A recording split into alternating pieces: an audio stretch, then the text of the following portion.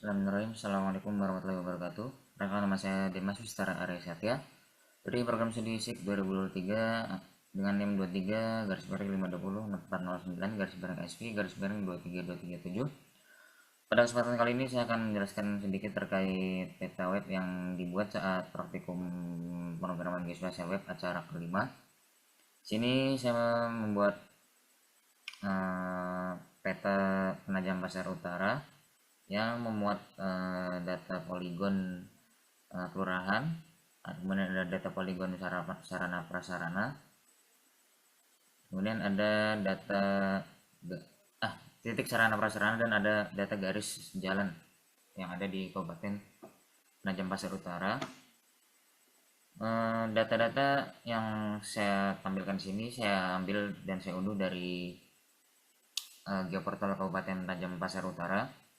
Data-data tersebut bentuknya masih shapefile karena di sini saat praktikum temanya adalah GeoJSON, maka data tersebut perlu dikonversi terlebih dahulu menjadi dari shapefile menjadi GeoJSON. Saya menggunakan QGIS Desktop untuk mengonversi data tersebut. Jadi dari shapefile diubah dulu ke GeoJSON menggunakan QGIS, baru data tersebut bisa dapat dimod di dalam peta web.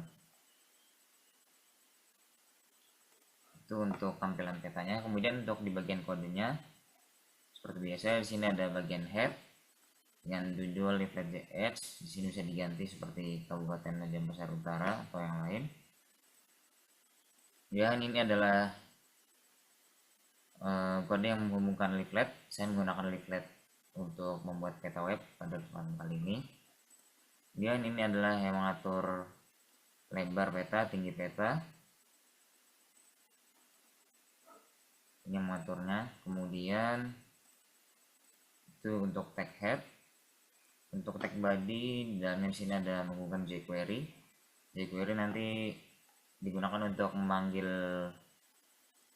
data GeoJSON, maka dimasukkan ke dalam variabel, kemudian dapat ditampilkan di peta web. Ini untuk menghubungkan JavaScript leaflet, ini yang tadi CSS-nya. Kemudian di bagian sini ada inisialisasi peta dengan metode l.map. Kemudian di set view ini adalah koordinat ketika pertama kali, sebagai titik tengah ketika pertama kali peta dibuka. Jadi tadi ketika pertama kali dibuka, titik tengahnya di sini. Kemudian ini 10 adalah zoom level atau tingkatan zoom atau skala ketika peta pertama kali dibuka. Kemudian di sini ada base map. Saya menggunakan OpenStreetMap yang simpan dalam variabel base map. Kemudian ini metode yang menambahkan base map kepada peta. Ini adalah OpenStreetMap base mapnya. Kemudian ya di sini ada bagian yang mengatur GeoJSON titik dengan tipe data titik, yaitu sarana prasarana. Sini yang metode yang digunakan adalah l.geojson untuk mengatur atau bermain-main dengan data GeoJSON. Sini adalah kode yang mengatur style. Ya, ini style yang mengatur icon dari data-data titik atau bisa disebut marker. Jadi ini adalah icon yang digunakan, simpan di folder ini. Kemudian ini ada ukuran icon, posisi icon terhadap titik, dan ada posisi pop up dan posisi tooltip. Untuk pop up dan tooltip ya diatur di sini. Ini variabel pop up content. Nah, ini adalah yang mengatur data apa saja yang akan tampil ketika pop up tersebut tampil, atau ketika fitur tersebut tampil.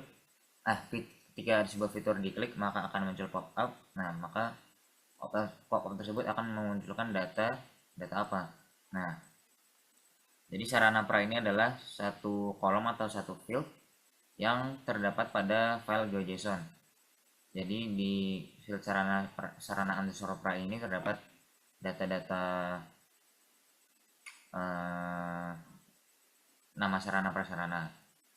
Maka dari itu kemudian ketika nanti fiturnya diklik, maka akan muncul informasi sarana prasarana. Ini klik fungsi kliknya. Kemudian ini juga ada fungsi mouse over, jadi ketika mouse ada di atas fitur maka akan muncul juga informasi terkait sarana prasarana. Ini yang mengatur posisi tooltipnya akan muncul di mana. Kemudian sticky-nya kita atur false. Itu untuk data titik. Oh ya, ini kemudian yang tadi saya sampaikan, ini adalah metode jQuery untuk memanggil data JSON ke dalam peta. Ya, jadi ini menambahkan data ke dalam JSON point sarana prasarana. Data yang dimaksud ini adalah data benar. Kemudian menambahkan JSON point sarana ke dalam peta.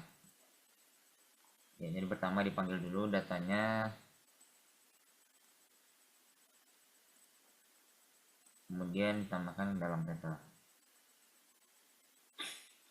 Itu untuk yang dengan tipe data titik.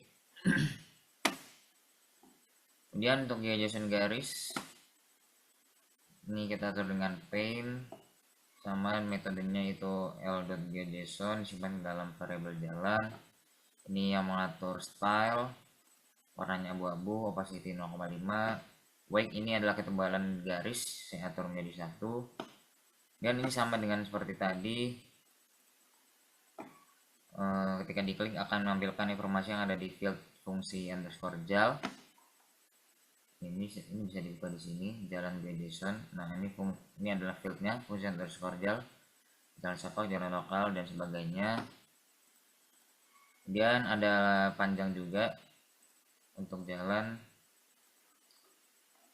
Ini adalah field yang dibuat saat penyusunan data atribut di QGIS, jadi akan berisi panjang jalan tersebut dalam satuan meter.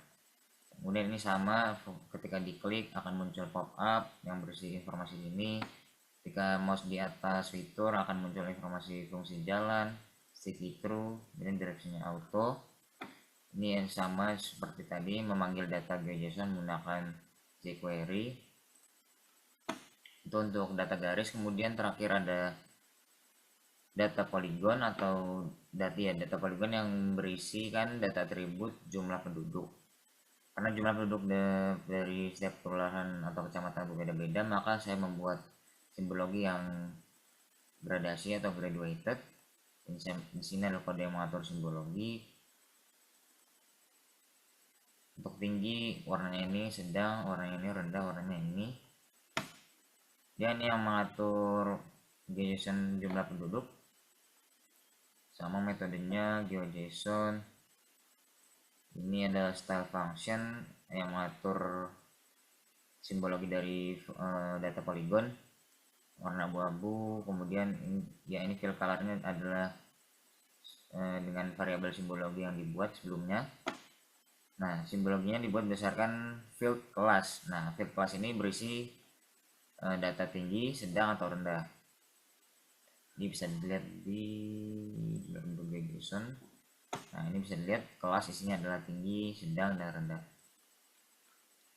Jadi data poligon akan disimbolkan berdasarkan nilai-nilai yang ada di dalam field class, yaitu tinggi, sedang, atau rendah. Kemudian sini ada sama seperti click function akan memunculkan pop-up konten. Informasi adalah yang ada di field kecamatan,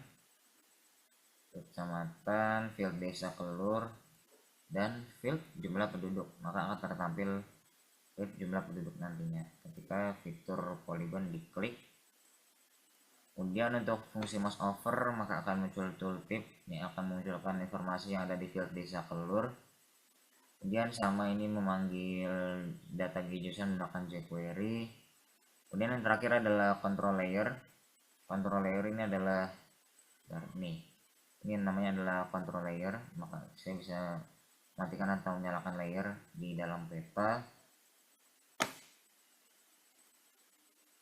Ini untuk base mapnya, kemudian ini untuk fitur-fitur petanya. Kemudian ini adalah kode yang menambahkan control layer ke dalam peta.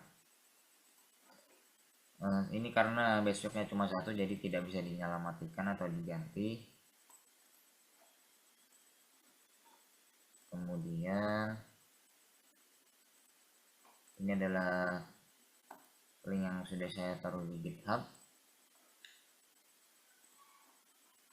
Mungkin sekian dari saya terkait penyusunan peta web menggunakan leaflet dan dengan data layer GeoJSON. Sekian dari saya, mohon maaf apabila ada kesalahan. Oh ya, saya lupa untuk izin menambahkan sedikit. Leaflet adalah suatu library yang dapat digunakan untuk membuat peta-peta seperti ini. Jadi leaflet sangat mudah digunakan dan dapat dikombinasikan dengan data-data selain GeoJSON. Sekian dari saya. Mohon maaf apabila ada kesalahan. Wassalamualaikum warahmatullahi wabarakatuh.